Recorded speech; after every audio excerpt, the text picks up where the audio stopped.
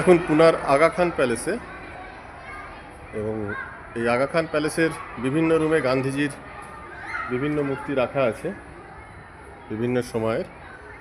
তবে তার মধ্যে এই যে ঘরটি 5 নম্বর গ্যালারি, ভালো করে দেখাতে চেষ্টা করছি ভেতরটা, ভেতরে ছবি তোলা নিষিদ্ধ।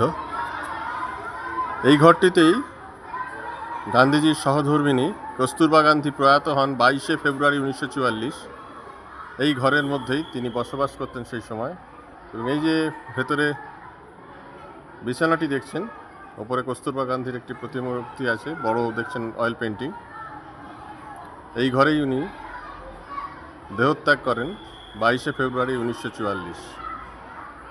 তার ব্যবহৃত বিভিন্ন জিনিস এই ঘরে কাউকে ঢুকতে দেওয়া হয় না, তাই বাইরে থেকে আপনাদের কাচের মধ্যে দিয়ে ছবি দেখানোর চেষ্টা করছি।